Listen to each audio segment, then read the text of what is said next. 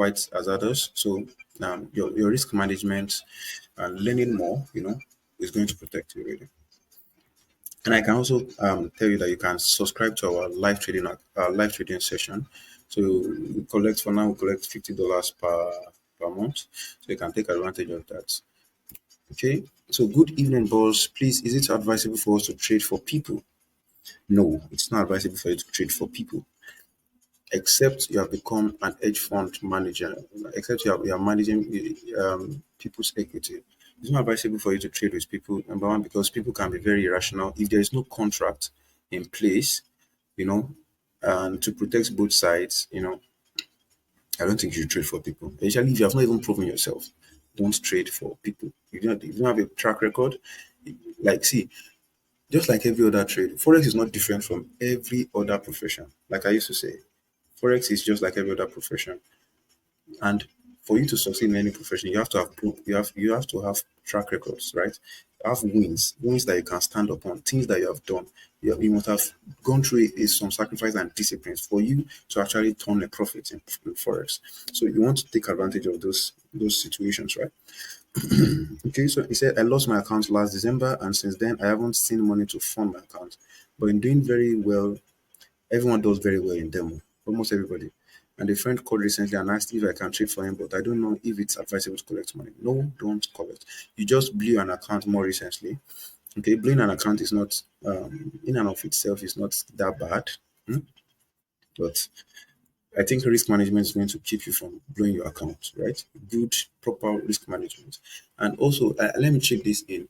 When the market is going in your favor, it's bad attitude, it's bad behavior to enter more trades, especially if you are day trading. If you're a day trader and you see you saw an entry you entered, then you see that oh this thing has moved up, then you enter another trade at the top. It is and sometimes some of you even enter a big lot size with a big lot size at the top. That is very, very, very bad. You have to be very careful. You have to be very careful and very smart about it. No. So please, bro, do not take money from people to trade because I know people that it has landed in trouble. I don't want you to land in trouble. One says, how did you overcome in discipline? Whenever I make profit, I always give it back to the markets. Okay. I need some okay. So nobody's flogging you. You have to flog yourself. Whenever you make profit. I tweeted something yesterday. I tweeted something yesterday and it's about that when your TP is hit, take your money and get out of the market. Trust me, it works. See, I learned it the hard way. There are times that I will have made $10,000 on my account, and like within a day, I'll make or 2 days, I make $10,000, and the next day I will lose that money. In fact, I might enter a drawdown of like 4%, 3% on that account within the next 8 days or 5, 7 days. It has happened several times to me. So I used to tell myself now, you know what I mean? If you see a benchmark in the market, if you see okay a profit target, take your profit. No matter what happens, maybe the thing keeps going up or start coming down. Don't take it. All right. I'm not taking it. Like that's what I practice now. I wish I can show you one of my accounts, and that account I've not entered the drawdown this year on it, and I'm up 21% on that account presently. 21%. And the reason is because I started trading that account this year, like January, I think on the 4th or on the 3rd of this year. Today is 13th, right? Before, I would have lost that account. So trading is about patience, momentum, and knowing when to get out of the market. See, if your target is 2048, that's your TP, take your profit and close the account. In fact, you have to wait till you see another favorable setup before you enter that account. Enter it because if you're entering always, it means you are going to lose that account. You might lose that account, not just your profits. So be very smart about that.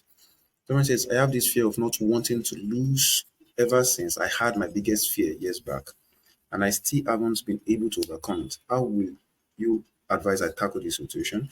The only way you can tackle it is that, okay, practice good risk management, first off, right? You don't want to lose. Nobody wants to lose, right?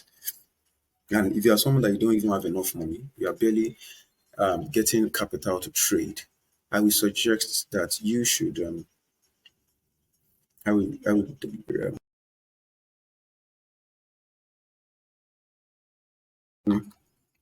you should practice risk management. Do your costing analysis very well and your risk.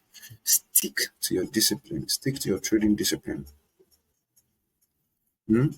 And the truth is that if you are dealing with forex is fear is one of the things you have to deal with. You have to overcome fear.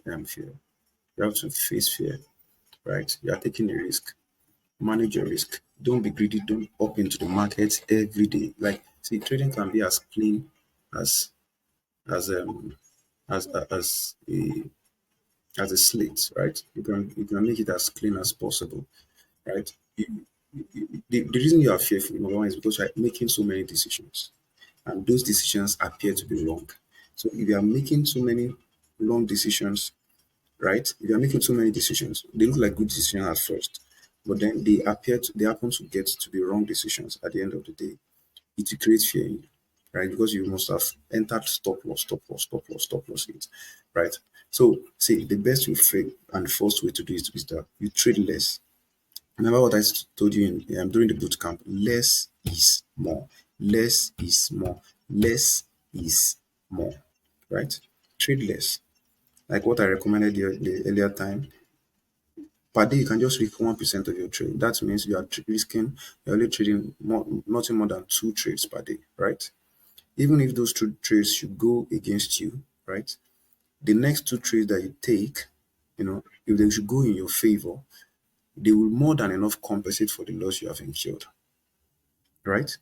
So please and please, that's see, you can only I can't say you should overcome fear or you should stop yourself from being afraid, but you want to keep yourself from doing what made fear happen in the first place.